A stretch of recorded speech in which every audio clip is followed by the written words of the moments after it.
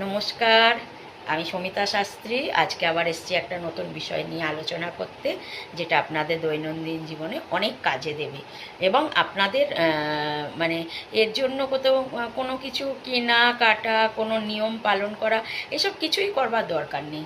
আমি যেগুলো বলবো সেই কথাগুলো শুধু একটু একটু মেনে মেনে চললেই হবে। আর আমি সব ঠাকুরের বিষয় বলবো, তবে আজকে ঠাকুরের বিষয় বলছি না।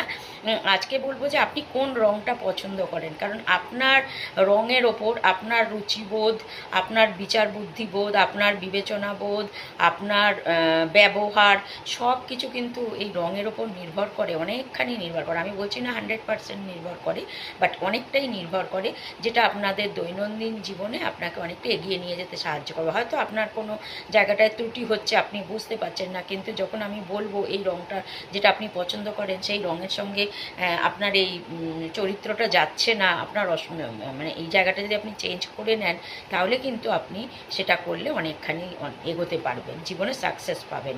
সেরকমই একটা হচ্ছে লাল রং। অনেকেই আছে, লাল হচ্ছে কি বলুন তো, রঞ্জিত, চঞ্চল চিত্ত। তো সেই রং, লাল রংটা হচ্ছে আনন্দের প্রতীক, ভালোবাসার প্রতীক এবং শুভতার প্রতীক। আপনি কোনো পুজো দিতে যাচ্ছেন, লাল কাপড়ে বেঁধেই আপনারা পুজো দেন। মায়ের যেখানটা মাকে প্রতিস্থাপন করেন সেখানে লাল কাপড় দিয়ে প্রতিস্থাপন করেন। বিয়ে আশ্রাতে লাল সিঁদুর, লাল আলতা, লাল কাপড় বেনারসি পরা হয়। তো লাল হচ্ছে শুভতা বা মঙ্গলের প্রতীক।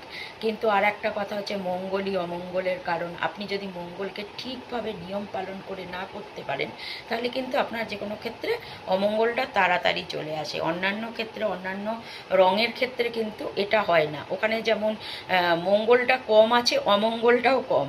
আর এখানে যেমন মঙ্গলটা বেশি আছে, সেজন্য অমঙ্গলটাও বেশি আছে। তো আমরা তো দৈনন্দিন জীবনে অনেক কিছু মানতে পারি না, আমাদের অমঙ্গল চলে আসে।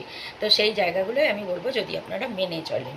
তার মধ্যে একটা হচ্ছে লাল হচ্ছে শুভতা, মঙ্গলের প্রতীক। আপনাকে মঙ্গলবার নিয়ম পালন করতে হবে। আপনাকে মঙ্গলবার মুসুরির ডালটা না খাওয়া ভালো। লাল রঙটা বেশি করে ব্যবহার করবেন, তাহলে কিন্তু আপনি জীবনে অনেক দূর এগোতে পারবেন। অনেক বেশি উদ্যমী, অনেক কাজ করবার দক্ষতা আপনার মধ্যে থাকবে, অনেক বেশি চার্মফুল, এনার্জেটিক হবেন এবং অন্য লোককে আপনি এনার্জি মানে দিতে পারবেন, মানে এনার্জেটিক কথা বলে তাকে এনার্জাইজড করতে পারবেন। তো সেক্ষেত্রে এই লাল রঙটা কিন্তু সকলের ক্ষেত্রে খুবই উপকারী।